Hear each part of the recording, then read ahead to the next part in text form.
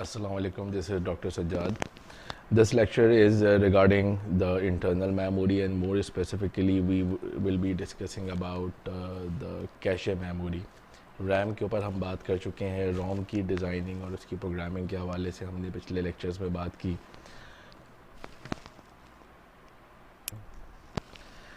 इस video lecture के अंदर हम डिस्कस करेंगे कुछ करेक्टरिस्टिक्स ऑफ मेमोरी और फिर हम सब्सिक्वेंटली मूव कर जाएंगे टूवर्ड कैशे मेमोरी और कैशे मेमोरी की मैपिंग के हवाले से। Starting with the characteristic of a memory, there are few parameters through which हम अपनी किसी एक मेन मेमोरी को करेक्टराइज कर सकते हैं कि ये किस क्लास ऑफ अ मेमोरी से बिलोंग करता है। The first one is the location. Location is either internal or external to the processor. This location is actually relative to the processor, that either a memory is internal, that is close directly connected to the processor, or it is accessed via some other modules by the processor. Means internal memories, they are directly accessible by the processor, like cache, register, main memory. External memory can be accessed via some IO module like hard drive, CDs and tapes, etc. Second characteristic is capacity. इस हवाले से हम पिछले video lectures में बात कर चुके हैं कि साइज़ ऑफ अ मेमोरी और उसकी ऑर्गेनाइजेशन ये दोनों डिपेंड करती है। लाइक अगर एक मेमोरी है 64 किलो बिट की है तो हम उसको कह सकते हैं कि वो 8 किलो बाइट है, तो उसकी जो ऑर्गेनाइजेशन है वो 8K/8 है, यानी 8K उसके अंदर मेमोरी लोकेशन है और हर मेमोरी लोकेशन की जो विड्थ है वो 8 बिट है। इंटरनल जितनी भी मेमोरी है उसकी हम कैपेसिटी मेजर करते हैं in terms of word and bytes, and for external one we use bytes. The unit of transfer is the basic element that amount of bits that can be read or write in one cycle. एक cycle में वो कितना data memory से read या write किया जा सकता है, it is the unit of transfer. For internal it depends on the data bus width, usually it is 68 bit और 16 bit, and for external memory it is measured in terms of block. दूसरी फिर इसकी next characteristic आती है access method. इस हवाले से हमने पिछले वीडियो लेक्चर में बात की थी कि जब हम आगे वीडियो लेक्चर्स में आएंगे तो हम इन एक्सेस मेथड को इन डिटेल पढ़ेंगे। जब हम रैम का लेक्चर पढ़ रहे थे रैंडम एक्सेस मेमोरी, तो उसमें हमने कहा था कि हम रैंडम एक्सेस मेथड को और डिटेल में देखेंगे, तो वो हम इस लेक्चर के अंदर देखेंगे। पहला एक्सेस मेथड है सीक्वेंशियल एक्सेस मेथड। ये सीक्वेंशियल एक्सेस मेथड इस तरह से है कि अगर आपके पास ये एक मेमोरी है और इसमें आपको एक पर्टिकुलर लोकेशन पे आना है फ्रॉम दिस स्टार्टिंग लोकेशन, जिसको हम बेस लोकेशन कहते हैं, तो आप लीनियरली ट्रैवर्स करते हुए एक के बाद एक यहाँ तक आएंगे। यानी इन तमाम मेमोरी लोकेशंस को भी आपको ट्रैवर्स करना होगा इस लोकेशन तक पहुँचने के लिए। तो इसका हमने पहला पॉइंट ये लिखा है कि access desired memory location linearly. Memory location is accessible by incremental counter, जो कि इंडेक्स होता है फ्रॉम अ स्टार्टिंग लोकेशन। यानी कि अगर मुझे यहाँ तक आना है, लोकेशन 0 से स्टार्ट कर रहा हूँ, तो एक एक का इंक्रीमेंट इंडेक्स में करता जाऊँगा तो इस मेमोरी लोकेशन तक पहुँचूँगा। इस तरह अगर देखा जाए तो जो लार्ज सर्च, अगर हमारा जितना सर्च स्पेस लार्ज होगा, फॉर एग्जांपल इसमें जितनी नंबर ऑफ मेमोरी लोकेशन ज़्यादा होंगी और जितनी हमारी डिज़ायर्ड लोकेशन दूर रखी होगी, उतना ही हमें सर्च करने में टाइम ज़्यादा लगेगा। फॉर एग्जांपल अगर एक ये मेमोरी लोकेशन है और एक ये मेमोरी लोकेशन है, तो अगर मैं स्टार्टिंग यहाँ से शुरू करता हूँ तो ये मेमोरी लोकेशन जल्दी एक्सेस होगी, नीचे की मेमोरी लोकेशन देर से एक्सेस होगी। तो इसलिए हमने कहा कि access time depend upon the location of a data. ये सिंपल है इम्प्लीमेंट करने के लिए। यूजुअली हम कैसेट्स और टेप्स में इसको इस्तेमाल करते हैं। लाइक अगर आपने कैसेट्स यूज़ की हैं तो उसमें आपने देखा होगा कि अगर एक कैसेट के अंदर मल्टीपल ट्रैक्स हैं, तो अगर आपको किसी पर्टिकुलर ट्रैक पे जाना है, गाने के ऊपर जाना है, तो आपको लीनियरली या तो उसको प्ले करना होगा या उसको फॉरवर्ड करते हुए आप आगे की तरफ जाएंगे। तो मैग्नेटिक टेप्स के अंदर हम देखते हैं कि जो हमारा एक्सेस मेथड है वो सीक्वेंशियल है। तो इसी वजह से ऐसी मेमोरी जिसका एक्सेस मेथड सीक्वेंशियल हो, उसका साइज़ बढ़ाने का फ़ायदा इसलिए नहीं है क्योंकि जितना साइज़ बढ़ेगा सर्च स्पेस बढ़ेगा, और जितना सर्च स्पेस बढ़ेगा उसका रीड और राइट टाइम उतना ही बढ़ता चला जाएगा, यानी मेमोरी का एक्सेस स्लो होता चला जाएगा। तो हम कहते हैं कि this memory is not a good candidate for a large और a massive volume of storage media. इस प्रॉब्लम को यानी इस प्रॉब्लम को जो कि लार्ज स्टोरेज मीडिया पे या लार्ज सर्च स्पेस पे मेमोरी की परफॉर्मेंस गिर जाती है in terms of access time, इस प्रॉब्लम को सॉल्व किया गया रैंडम एक्सेस मेथड में। रैंडम एक्सेस मेथड में जैसे हम पहले भी बात कर चुके हैं कि each memory location has a unique address and the access time of a memory location would be constant for every memory location. ये हम पिछली रैम के लेक्चर में बात कर चुके हैं। अब सवाल ये है कि ये होता कैसे है। तो हमारी इसकी एड्रेसिंग जो हम यूज़ करते हैं वो बेस एड्रेस और plus offset address from the base address. मैं इसको एम्पेरिकली समझाता हूँ कि फॉर एग्जांपल आपके पास एक ये 3 बिट की मेमोरी है, जिसमें 3 बिट का मतलब है कि इसमें 8 मेमोरी लोकेशंस हैं, 0 1 2 3 4 5 6 7। If 0 is your base location और आपको लोकेशन नंबर 3 पे आना है, तो इसका बेस एड्रेस अगर आप देखें तो बेस एड्रेस इसका है 0 0 0। तो हमने इसका बेस एड्रेस लिखा 0, और यहाँ से यहाँ तक का ऑफसेट कितना है, स्टार्टिंग लोकेशन, यानी जैसे मैंने कहा कि offset address from base address. तो यहाँ से लोकेशन 1 का ऑफसेट 1 है, इसका ऑफसेट 2 है और इसका ऑफसेट 3 है। तो मैंने 3 का बाइनरी ऐड किया तो ये आया 0 1 1, जो कि इस मेमोरी लोकेशन का एड्रेस है। अच्छा, अगर हम अपनी बेस लोकेशन चेंज कर दें, फॉर एग्जांपल मैं ये 0 0 0 को बेस लोकेशन नहीं रखता, 0 0 1 को बेस लोकेशन रखता हूँ, यानी कि ये मेरी अब बेस लोकेशन है।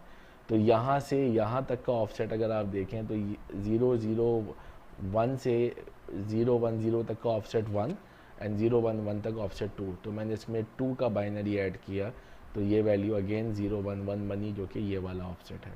तो इस वजह से क्योंकि हम डायरेक्टली हर मेमोरी लोकेशन को इंडिविजुअली उसके एड्रेस से एक्सेस करते हैं, जिसकी वजह से इसका एक्सेस टाइम कांस्टेंट रहता है for every memory location. Architecture थोड़ा कॉम्प्लेक्स है but access method is fast. तीसरा एक्सेस मेथड है डायरेक्ट एक्सेस मेथड।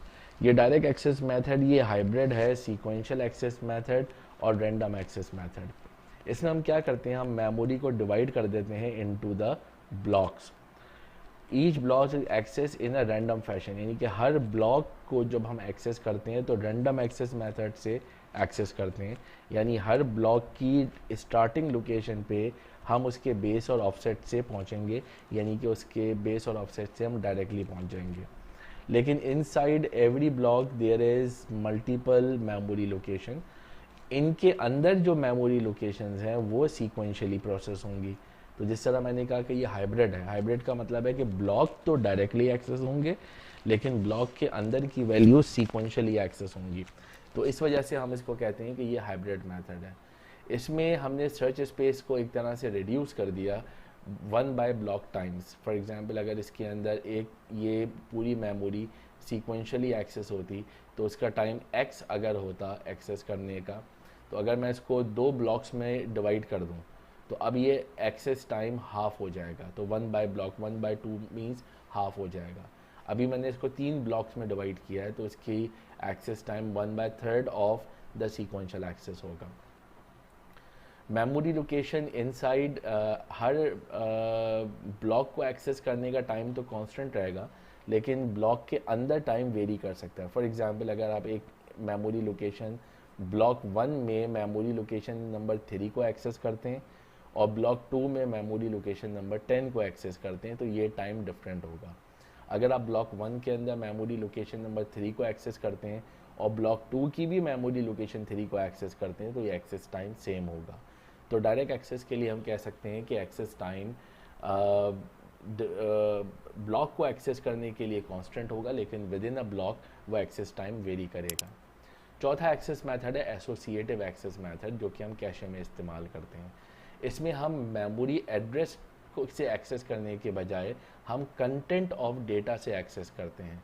ये एक्सेस मेथड हम कैशे में ज़्यादा यूज़ करते हैं। अभी हम नेक्स्ट वीडियो के अंदर कैशे की मैपिंग और कैशे के आर्किटेक्चर पे बात करेंगे, जिसमें हम इस मैपिंग मेथड को डिटेल में देखेंगे। Next characteristic is performance.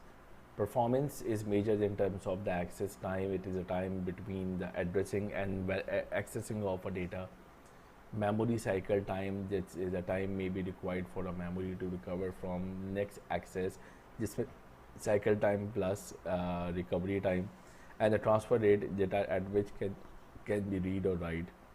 Another characteristic is the physical type. It could be semiconductor, magnetic, or optical. Like RAM is a semiconductor, disk and tapes are magnetic, and CDs and DVDs are optical.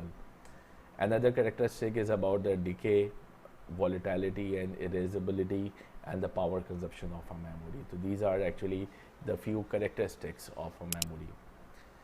Specifically हमने RAM और रोम के हवाले से बात की है, अब हम इसकी अगली बात करेंगे कैश मेमोरी के हवाले से। अगर हम सिस्टम की हायरार्की के हवाले से देखें तो हमारे पास रजिस्टर है, L1 cache, L2 cache, main memory disk, cache disk, optical disk and tapes. इस हायरार्की में जब हम अपवर्ड से डाउनवर्ड आते हैं तो हमारा मेमोरी साइज़ बढ़ जाता है, यानी रजिस्टर का साइज़ सबसे छोटा होगा, L1 कैशे उससे बड़ी होगी, L2 कैशे उससे बड़ी होगी, मेन मेमोरी उससे बड़ी होगी, डिस्क उससे बड़ी होगी, फिर disk cache disk optical disk का साइज़ उससे ज़्यादा होगा और टेप का साइज़ उससे ज़्यादा होगा। लेकिन इसी हायरार्की में अगर हम बॉटम से अपवर्ड जाते हैं तो इसकी परफॉर्मेंस, इसकी स्पीड बढ़ जाती है, यानी टेप्स की स्पीड सबसे कम होगी, ऑप्टिकल्स की स्पीड उससे ज़्यादा होगी और फिर रजिस्टर सबसे फास्ट होंगे। तो दिस इज़ अ हायरार्की। यही चीज़ यहाँ पे बताई है कि ये जो पिरामिड बना हुआ है, जितना हम ऑफलाइन स्टोरेज की तरफ जाएंगे, ऑफलाइन स्टोरेज पे आपका वॉल्यूम देखेंगे, इसका साइज़, एरिया साइज़ ज़्यादा है, लेकिन जैसे जैसे हम ऑन बोर्ड और ऑन बोर्ड से फिर इन बोर्ड मेमोरी की तरफ आ जाएंगे, वैसे वैसे हमारा साइज़ रिड्यूस होता चला जा रहा है कि एरिया इसका ये बता रहा है कि साइज़ रिड्यूस है, लेकिन परफॉर्मेंस इम्प्रूव हो जाएगी। स्पेसिफिकली कैशे की अगर हम बात करें तो cache is actually intermediate memory between the CPU and the main memory. CPU से कैशे की कोरस्पॉन्डेंस जितनी होगी वो in a form of a word transfer होगी, कैशे से मेन मेमोरी में जितनी भी ट्रांसफ़र होगी वो in a form of block होगी। कैशे को फर्दर लेवल्स में डिवाइड कर सकते हैं, like L1, L2 and L3 cache. आगे चल के हम इसके ऊपर डिटेल में बात करेंगे। इसको एक एम्पेरिकली हम इसको एनालॉजिकली हम इसको इस तरह समझाते हैं कि कैशे की नीड क्यों पैदा होती है। कैशे के अंदर वो तमाम इंस्ट्रक्शन, जैसे कि आप जानते हैं कि वो इंस्ट्रक्शन रखी जाती हैं जो कि फ्रीक्वेंटली यूज़ रिक्वायर्ड होती हैं बाय द CPU। तो instead of फैचिंग those instruction from the main memory, वो कैशे से ही अपनी मेमोरी को फैच कर लेगा। इसके हम आगे चल के अभी इसका फ्लो चार्ट भी अगले स्लाइड में देखेंगे। इसको एनालॉजिकली आप ऐसे समझ लें कि आपका एक घर है, एक शॉप है, एक मार्ट है। मार्ट बेसिकली आपकी मेन मेमोरी है, शॉप आपकी कैशे है और CPU लाइक आपका घर है। आपको अगर कोई चीज़ चाहिए तो आप की फास्ट एक्सेस ये होगा कि आप घर के करीब वाली शॉप से ले लें। अगर घर के करीब की शॉप पे नहीं होगी तो फिर मार्ट पे जाया जाएगा और मार्ट देखेगी कि जो चीज़ें फ्रीक्वेंटली यूज़ हो रही हैं वो मार्ट से उठा के शॉप पे लेके आया जाए, ताकि अगली दफ़ा अगर वो आइटम चाहिए हो तो उसके लिए मार्ट ना जाना पड़े, वो शॉप से ही फैच कर लिया जाए। तो दिस इज़ हाउ एनालॉजिकली ये कैशे काम कर रही होती है। इसका स्ट्रक्चर ये बताता है कि कैशे, ये हमारे पास मेन मेमोरी है, मेन मेमोरी में ये इसकी विड्थ, डाटा विड्थ है, वर्ड लेंथ आप कह लें, और इसके मेमोरी एड्रेसेस हैं जो 2n-1 है, where n is the number of address bits.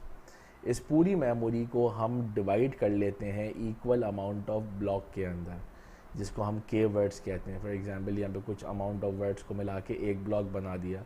पूरी मेन मेमोरी को हम ब्लॉक के साथ डिवाइड करते हैं। जिस तरह हमने बताया कि मेन और कैशे के दरमियान जब भी कम्युनिकेशन होगी वो ब्लॉक ट्रांसफ़र होगा, कैशे से CPU जब भी ट्रांसफ़र होगा वो वर्ड ट्रांसफ़र होगा। ये बात मुसलसल याद रखिएगा क्योंकि आगे हमें मैपिंग में इसको काफ़ी ज़्यादा रेफ़र करेंगे कि मेन मेमोरी से कैशे ब्लॉक होगा, कैशे से CPU वर्ड ट्रांसफ़र होगा। ये कैशे का आर्किटेक्चर है, ये रैम है, ये रैम का आर्किटेक्चर है, ये कैशे का है। कैशे के अंदर लाइंस होती हैं, line number 0, line number 1 up to line C-1। हर लाइन की, अच्छा ये बहुत इंपॉर्टेंट बात है कि length of a line must be equal to the length of a block, यानी कि ये पूरा ब्लॉक यहाँ से उठेगा और ये पूरा ब्लॉक उठ के इस एक लाइन के ऊपर आ जाएगा। इसी तरह अगला ब्लॉक यहाँ से उठेगा और वो नेक्स्ट लाइन पे आ जाएगा। इसी तरह लास्ट ब्लॉक यहाँ से उठेगा और ये लास्ट लाइन के ऊपर आ जाएगा। तो this is how block transfer from main memory to the line of a cache. Flow chart जैसे कि मैंने बताया कि स्टार्ट में ये एक एड्रेस मिलेगा, एड्रेस को ये चेक करेगा कि क्या ये कैशे में है। अगर तो कैशे में है तो वो सीपीयू को फॉरवर्ड कर देगा और प्रोग्राम डन होगा। नहीं है तो वो कैशे को मेन मेमोरी से एक्सेस करेगा, उसको कैशे की लाइन को एलोकेट करेगा, एक कॉपी सीपीयू को देगा और एक कॉपी कैशे के अंदर लोड करेगा, ताकि अगली दफ़ा जब ये इंस्ट्रक्शन चाहिए हो तो कैशे को दोबारा एड्रेस लोड ना करना पड़े और फिर प्रोग्राम एंड की तरफ जाएगा।